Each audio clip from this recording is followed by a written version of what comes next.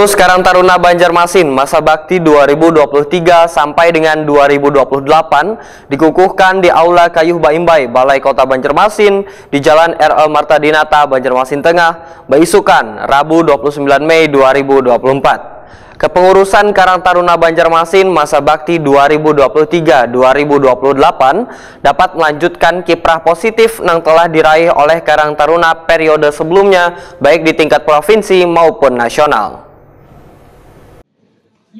Pengurus Karang Taruna Banjarmasin masa bakti 2023-2028 dikukuhkan di Aula Kayuh Baimbai, Balai Kota Banjarmasin, Jalan R.E. Marta Dinata, Banjarmasin Tengah, Baisukan, Rabu 29 Mei 2024. Wali Kota Banjarmasin, Ibnu Sina, Waitakoni Prima TV usai melaksanakan prosesi pelantikan berharap kepengurusan Karang Taruna Banjarmasin masa bakti 2023-2028 dapat melanjutkan kiprah positif yang telah diraih oleh Karang Taruna periode sebelumnya, baik di tingkat provinsi maupun nasional. Ibnu Sina menyatakan kepengurusan Karang Taruna kada hanya sekedar seremonial, melainkan harus benar-benar bekerja gagasan masyarakat dengan meningkatkan perannya dalam membina masyarakat, terutama pengembangan usaha mikro, kecil, menengah, serta ekonomi kreatif.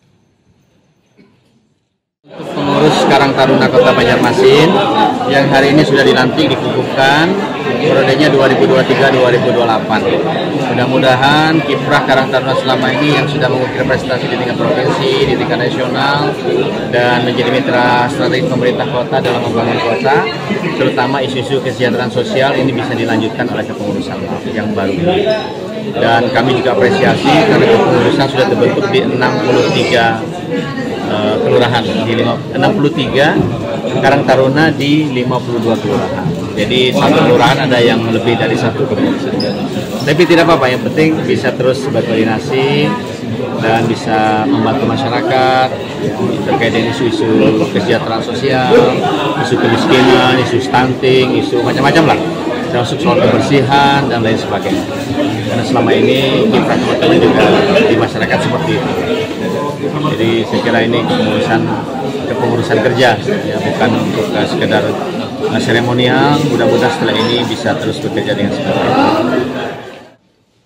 Ketua Karang Taruna Banjarmasin Atim Susanto menyatakan setelah pelantikan akan menjalankan program jangka pendek, yaitu melaksanakan rapat koordinasi bersama seluruh kepengurusan Karang Taruna untuk menyusun program 5 tahun ke depan.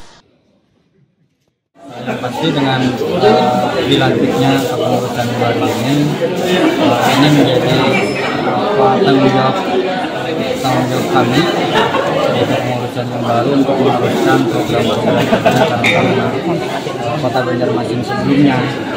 Dan apa yang sudah dicapai tentu ini menjadi tugas kami untuk membina, dan salah satu program yang kami lakukan untuk dalam waktu dekat adalah kembali melakukan koordinasi dan komunikasi dengan Karang Taruna kelurahan, sehingga tujuan membangun soliditas Karang Taruna itu benar-benar terwujud.